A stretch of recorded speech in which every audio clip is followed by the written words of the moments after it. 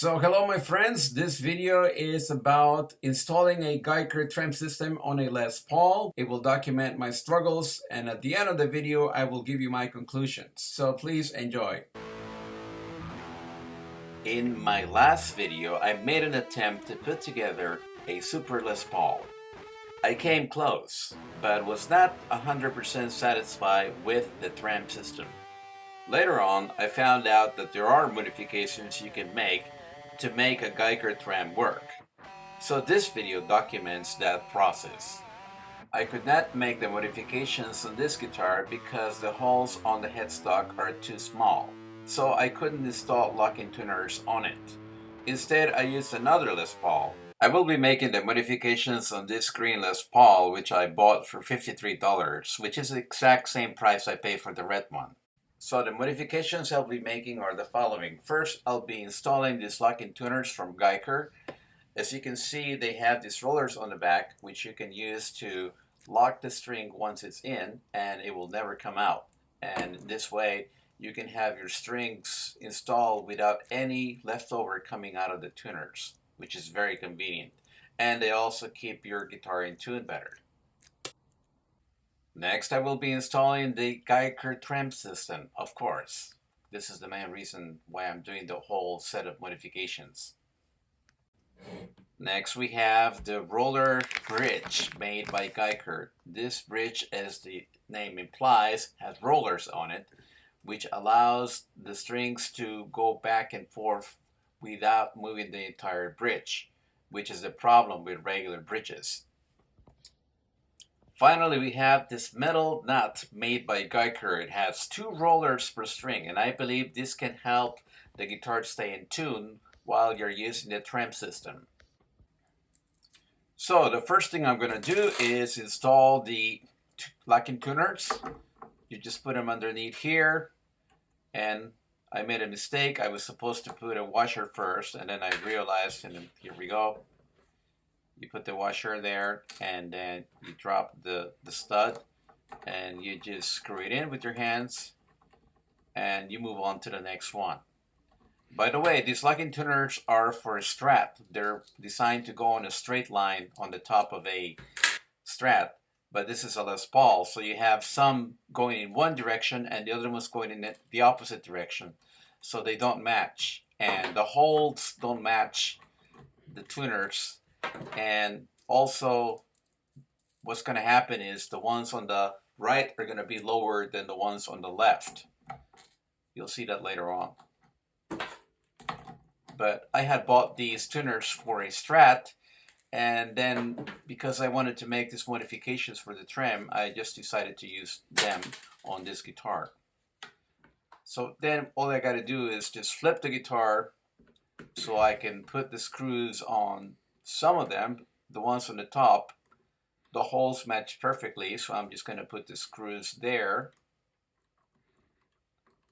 You can just go in there, and but unfortunately the tuners at the bottom, I won't be able to put the screws in because the holes simply don't match. But it's actually not a problem, because once you tighten them up from the front, it won't be a problem at all because they stay tight enough.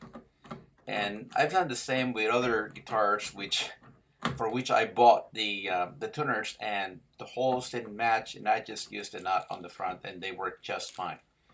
But luckily these 3 tuners, the holes work pretty well, so I'm just gonna screw them in, and I'm gonna do the same thing with the other tuner. And as you can see, these are the rollers you use to make the strings tight. To lock the strings, actually, once the strings are locked, you can just tune your guitar. And like I said before, one of the advantages is that the strings don't come out of the tuner. They don't puncture your fingers or your gate pack.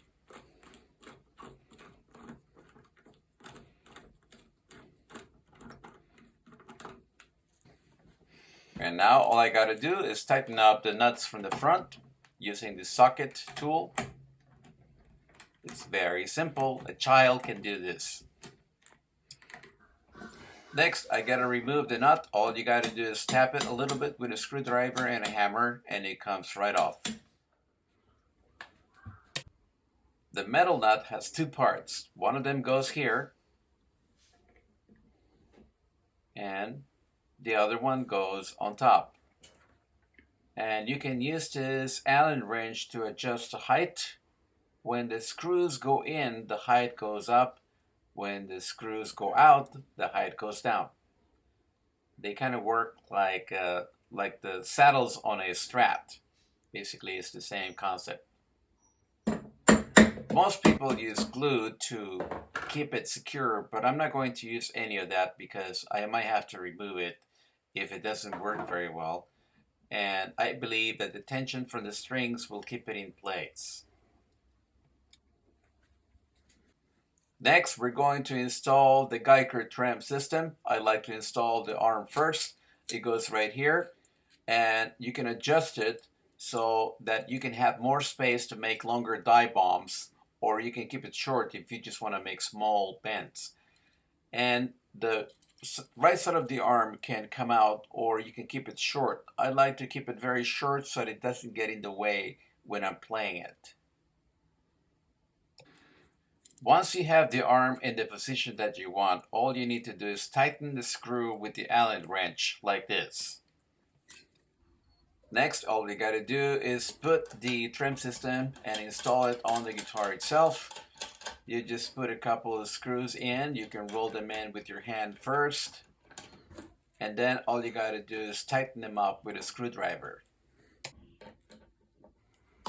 Next, I'm going to install the roller bridge. So what I'm going to do is compare both the old and the new to try to match the intonation. So I'm going to get a screwdriver and just move the saddles around so that they match. And in this way, I won't have to make too many adjustments once I have the bridge set up. Next, I'm just going to pull out the old studs with a set of pliers, like this. Don't be surprised if they don't come out so easily, because some of them get really stuck and they're very hard to remove. At first, I thought it would be impossible to remove the studs out of my SG, but they actually came out. So I'm going to install the new ones, and they went in very easy. I didn't have to use a hammer or anything because they're a little smaller for the hole. And now let's install the bridge. You just put it in there, and sometimes they just don't go in so easily, and you have to hit them a little bit with a hammer like this. This is the reason why I have my sweater there. Just hit it a couple of times to make it go in.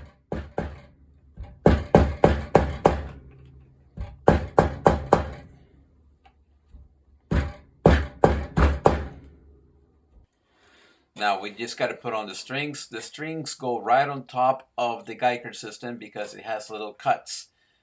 And then the ring in the back keeps the strings from coming out. Then you can just put them in through the hole of the, like in tuners. You lock them, and now you can just wind the string and you're done.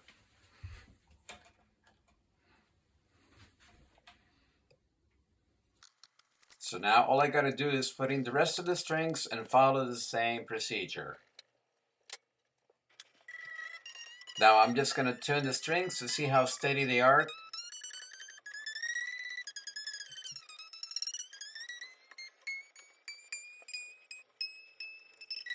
And everything seems to be okay.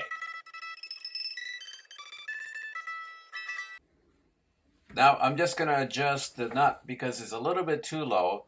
And like I said before, all you need to do is use an Allen wrench to make it go up or down.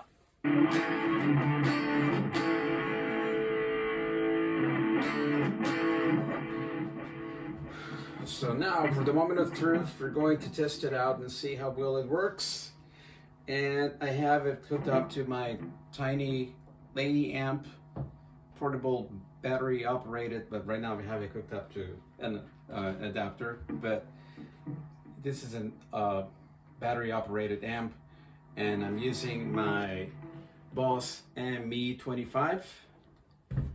And so the sound is not going to be great, but it will be enough to see how well the trem works.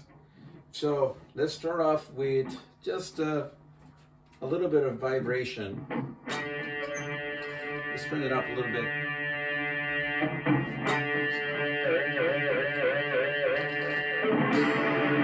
Oops, try to tune. But what if we go like this?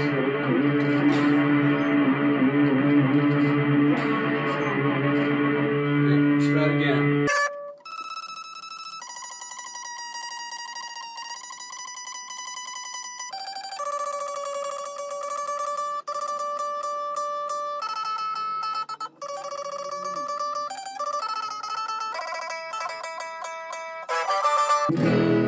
Let's try it again.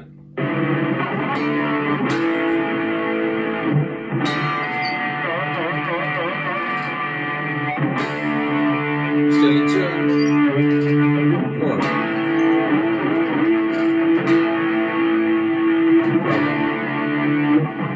Let's try one note only. No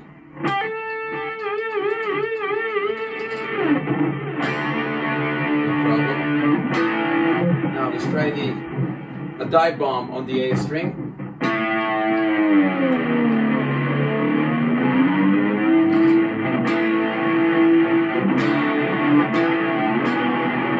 A little bit off.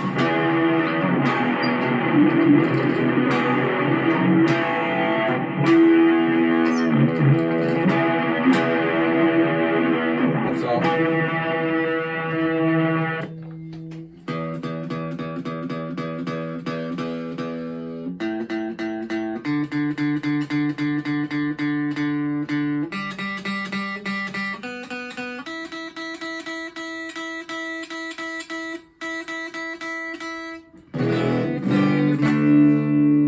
As you can see, it goes out of tune, but not that much. Actually, it's not that bad.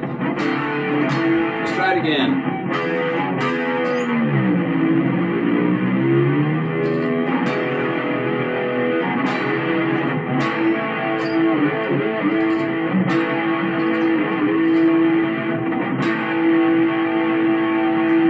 So when it goes out of tune, you just pump it up a little bit more. Just press on the bar a little bit more.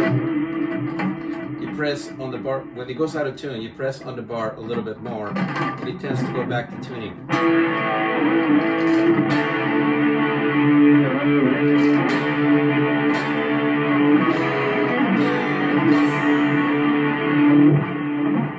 Let's try it again.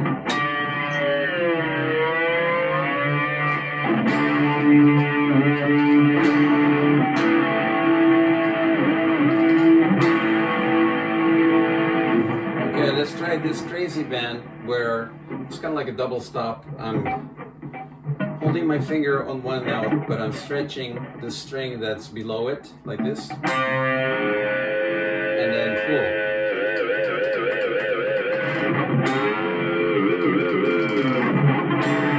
Is that a tune?